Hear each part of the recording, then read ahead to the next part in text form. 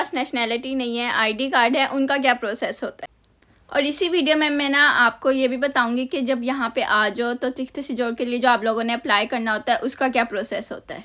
18 months यहाँ पे रहे पहले, फिर वो अपने वाइफ या हस्बैंड को अप्लाई कर सकते हैं बुलाने के लिए। अच्छा, तो अब आपसे ना घर के बारे में पूछेंगे। अस्सलाम वालेकुम गाइस, क्या हाल चाल है। उम्मीद करती हूँ कि आप सब बिल्कुल ठीक होंगे। तो welcome back to my YouTube channel and welcome back to my new video. क्या हाल चाल है। उम्मीद करती हूँ कि आप सब बिल्कुल ठीक होंगे, खैरियत से होंगे और मज़े में होंगे। पहले वीडियो लगाई थी फ्रांस में आने का प्रोसेस, जिनके पास नेशनैलिटी है। तो आज जो मैं वीडियो लेके आई हूँ वो है कि जिनके पास नेशनैलिटी नहीं है, आईडी कार्ड है, उनका क्या प्रोसेस होता है फ्रांस में आने का, या अपनी वाइफ को किस तरह बुलाएं हम, वाइफ या हस्बैंड।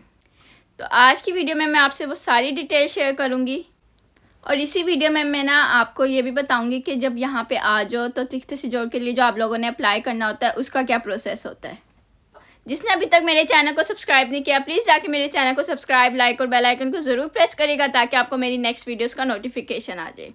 पहला ये है कि जिसने अपनी वाइफ या हस्बैंड को पाकिस्तान से बुलाना है यहाँ पे, तो उसको 18 मंथ्स होना चाहिए फ्रांस में। कि मतलब उसके जब आईडी कार्ड मिला है ना, तो वो 18 मंथ्स यहाँ पे रहे पहले, फिर वो अपने वाइफ या हस्बैंड को अप्लाई कर सकते हैं बुलाने के लिए। डिपेंड होता है कि आपके पास एक बच्चे हैं या 2 बच्चे हैं या 3 बच्चे हैं, जितने भी हैं फिर उसी हिसाब से आपको जस्टिफाई करनी होती है अपनी पे स्लिप। फॉर एग्जांपल अगर 2 या 3 बच्चे हैं तो उनको 1800 डिक्लेयर करना होगा। 4 या 5 हैं तो 1900 प्लस होना चाहिए। अगर 6 प्लस हैं तो 2100 यूरो प्लस उनको जस्टिफाई करना होगा। आपकी ये पे स्लिप 12 मंथ्स पहले की होनी चाहिए। पे स्लिप इसलिए मांगते हैं कि वो देखना चाहते हैं कि ये बंदा अगर पाकिस्तान से किसी को बुला रहा है तो उसका खर्चा उठा सकता है, उसकी जिम्मेदारियों को पूरा कर सकता है, इसलिए वो आप लोगों से पे स्लिप मांगते हैं। और वो इतना कमा रहा है कि वो इस बंदे को यहाँ रख सकता है कि नहीं। उन्होंने मेरी पिछली वीडियो में देखा होगा कि जिसके पास नेशनैलिटी होती है उनसे ऐसे डॉक्यूमेंट्स बिल्कुल भी नहीं मांगे जाते। उनसे ये भी नहीं पूछा जाता कि आप लोग कमाते भी हैं कि या नहीं, और आप लोगों के घर के बारे में कोई भी डिटेल आप लोगों से नहीं पूछते हैं। और जिनके पास नेशनैलिटी होती है ना, उनका प्रोसीजर ना बहुत स्मूथली हो जाता है और बहुत ईजी।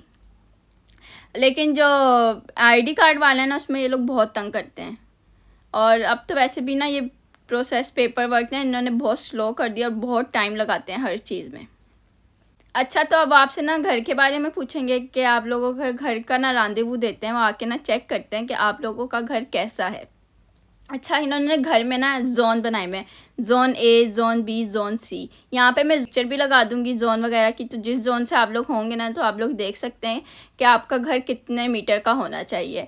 जैसे कि जोन ए वालों का 22 मीटर का है, इसी तरह जोन बी वालों का भी है, जोन सी वालों का भी है, तो आप लोग देख सकते हैं। और वो घर का रांदेवू भी इसलिए देते हैं कि जो जोन में ये आ रहा है उतने मीटर का घर है। तो फॉर एग्जांपल हम लोग जोन ए की बात करते हैं। जोन ए में जैसे कि 22 मीटर कहे है एक कपल के लिए, तो अगर एक बच्चा उनके साथ है तो 10 मीटर आप और ऐड कर लें। 2 बच्चे हैं तो आप लोग 10 मीटर और ऐड कर लें। 3 बच्चे हैं 10 मीटर और, तो 7 मीटर तक आप लोगों ने 10 मीटर और ऐड करना होता है। लेकिन अगर 8 बच्चों से ज़्यादा हो तो आपने सिर्फ 5 मीटर इसमें ज़्यादा करना है, 10 मीटर नहीं करना। ये जोन ए की बात कर रही हूँ। इस तरह जोन बी और जोन सी का हर किसी का डिफरेंट है। ये क्यों डिफरेंट है इसका मुझे भी नहीं पता, यहाँ का रूल है ये। जैसा कि मैंने आपको बताया कि वो घर आके जो चेक करते हैं वो इसलिए भी चेक करते हैं कि अगर जैसे आपके 3 बच्चे हों और आप एक कमरे में रह रहे हो तो ऐसे अच्छा भी नहीं है रहना। तो इसलिए वो चाहते हैं कि जब कोई यहाँ आ रहा हो तो वो अच्छे तरीके से रहे, उसको किसी किस्म की कोई परेशानी ना हो। इसलिए यहाँ के जो यहाँ से बुला रहा होता है ना, उसकी पे स्लिप, घर वगैरह सब कुछ चेक करते हैं। तो आगे मैं आपसे डॉक्यूमेंट्स भी शेयर करूँगी कि वो कौन कौन से डॉक्यूमेंट्स मांगते हैं और इस प्रोसेस में कितना टाइम लग जाता है, ये सब भी आपको बताऊँगी मैं। और मैं आप लोगों को फैमिली के एक बात भी बता दूँ कि जो बच्चे हैं वो 18 साल से कम होने चाहिए। 18 साल से उनकी एज ज़्यादा नहीं होनी चाहिए। तो अगर किसी के माइंड में किसी किस्म का भी क्वेश्चन है ना, वो दोबारा मुझसे पूछ सकता है कमेंट्स में। मैं उस नेक्स्ट वीडियो में उसका वो भी क्वेश्चन दूर कर दूंगी। अच्छा, तो डॉक्यूमेंट्स आपको मैं बताती हूँ कि कौन कौन से वो मांगते हैं। बर्थ सर्टिफिकेट मांगते हैं, तिख्ते सिजोर मांगते हैं, काम के डॉक्यूमेंट्स मांगते हैं, घर के डॉक्यूमेंट्स मांगते हैं। घर का मतलब जो कॉन्ट्रैक्ट्स आप लोग ने साइन किए होते हैं ना, काम का भी और घर का भी, वो सब आपसे मांगते हैं। पिछली 12 महीने की पे स्लिप भी मांगते हैं वो आपसे। आप लोग का यहाँ पे अपना घर नहीं है, आप किराएदार हो, तो आपके पिछले 3 महीने के बिल मांगते हैं, घर का कॉन्ट्रैक्ट मांगते हैं और घर का पिछला किराया मांगते हैं। और ये जो सारे डॉक्यूमेंट्स होते हैं ना, वो आपने ऑफी को देने होते हैं। आप वो बेशक ऑनलाइन भेज दें या लेटर के ज़रिए भेज दें, या आपकी अपनी मर्ज़ी होती है। अब आ जाता है इस प्रोसेस में कितना टाइम लग जाता है। इस प्रोसेस में ना एक तो सबसे पहले आपकी लक पे डिपेंड होता है, किसी का काम बहुत जल्दी हो जाता है और किसी का काम बहुत लेट होता है। ज़्यादा से ज़्यादा ना 2 साल तो लगते ही हैं। मैंने देखे हैं कुछ लोगों को 2 साल भी लगे हैं, किसी को 3 साल भी लगे हैं, किसी को 4 साल भी लगे हैं।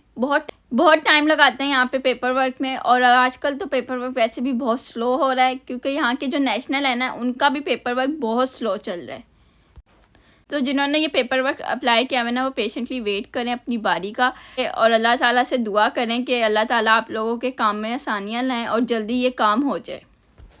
तो अब आते हैं रेजिडेंट कार्ड की तरफ, मतलब दिखते सिजोर जब आप लोगों ने अप्लाई करना होता है उसका क्या प्रोसेस होता है। जब यहाँ आते हो ना, तो आपने सबसे पहले अपना वीज़ा वैलिड करवाना होता है। उसकी थोड़ी बहुत फ़ीस होती है, वो देनी होती है। उसके बाद आपका वीज़ा वैलिड होता है। फिर उसके बाद आप लोगों ने अपना बैंक अकाउंट खुलवाना होता है। यहाँ आके बैंक अकाउंट खुलवाना ना बहुत ज़रूरी होता है, क्योंकि बैंक अकाउंट ना आपका काफ़ी जगहों में ना यूज़ होता है। आपने बैंक अकाउंट खुलवाना होता है इसलिए भी कि आपका जब हेल्थ कार्ड बनता है ना, तो उसमें भी काम आता है। तो आप लोगों ने सबसे पहले बैंक अकाउंट खुलवा लिया। उसके बाद आप लोगों को रांदेवू लेना, मेडिकल टेस्ट आप लोगों ने करवाना होता है, जिसमें आपका सारा कुछ होता है, टेस्ट वगैरह जो होते हैं मेडिकल, वो करवाना होता है। उसके बाद आपका कागते विटल बन के आता है, मतलब कि हेल्थ कार्ड आप लोगों का बन के आता है। फिर उसके बाद ये होता है कि आप लोगों ने ऑफी में जाना होता है। ऑफी में आप लोगों ने A1 करना ज़रूरी होता है। अगर आप लोग कार्ड अप्लाई कर रहे हो ना, तो A1 करना आप लोगों के लिए बहुत ज़रूरी है। A1 से आपको 2 साल का कार्ड मिलता है, A2 से आपको शायद 4 साल का मिलता है, और B1 से आपको 10 साल का मिलता है। जब आप B1 भी कर लो ना, आपको नेशनैलिटी भी मिल जाती है, लेकिन उसके लिए आपको पहले 4 साल फ्रांस में रहने होता है। फिर आप लोग नेशनैलिटी के लिए अप्लाई करते हो, और उसके प्रोसेस में ये होता है, नेशनैलिटी की प्रोसेस में, कि आप लोगों के पास B1 होना ज़रूरी होता है। आप लोगों को एक बार ये भी बताऊं कि अगर आप लोग अपना बैंक अकाउंट खुलवा रहे हैं ना, तो अपना जॉइंट बैंक अकाउंट खुलवाएं, हस्बैंड और वाइफ दोनों इकट्ठे। क्योंकि ना जब आप कार्ड के लिए अप्लाई करते हो ना, तो आप लोगों से वो प्रूफ भी मांगते हैं कि आप लोग इकट्ठे रह भी रहे हो कि नहीं। तो इसलिए आप लोग बैंक अकाउंट का प्रूफ दे सकते हो कि हम इकट्ठे रह रहे हैं। और अगर किसी का बिजली का बिल या घर का किसी किस्म का बिल भी अगर आप दोनों के नाम हो, तो वो भी कोई प्रूफ में आ सकता है कि आप लोग इकट्ठे रह रहे हो। क्योंकि भाई यहाँ पे ना प्रूफ मांगते हैं कि आप लोग इकट्ठे रह रहे हो कि नहीं। तो A1 भी आप लोगों का क्लियर हो गया, और हेल्थ कार्ड भी आप लोग का बन गया। फिर आप प्रीफेक्चर में अप्लाई करते हो कार्ड के लिए, रांदेवू देते हैं वो। फिर आप लोग जाते हो डॉक्यूमेंट्स वगैरह लेके, वो भी जो आपसे मांगते हैं, जो कुछ भी मांगते हैं आपसे, जैसे कि बर्थ सर्टिफिकेट और आपका हेल्थ कार्ड की सारे डॉक्यूमेंट्स। A1 मांगते हैं, आप साथ रह रहे हो उसका प्रूफ, सब कुछ ना ये मांगते हैं। तो आप लोग वो सब लेके चले जाएं। और आप लोगों ने ना प्रीफेक्चर में अप्लाई करना होता है। आपके वीज़े से 3 महीने एक्सपायर होने से पहले आप लोगों ने प्रीफेक्चर में अप्लाई करना होता है, क्योंकि यहाँ प्रीफेक्चर पे रांदेवू भी ना बहुत मुश्किल से मिलते हैं और बहुत देर बाद मिलते हैं। तो इसलिए इसका लिमिट टाइम होता है, 3 महीने पहले आप लोगों ने ज़रूर अप्लाई करना होता है। फिर अगर जैसे किसी के वीज़ा की डेट एक्सपायर हो गई है, तो उसको वो लोग RCPC दे देते हैं। तो कुछ महीनों की RCPC मिल जाती है, और फिर उसी महीनों में ना आपका कार्ड बन के भी आ जाता है।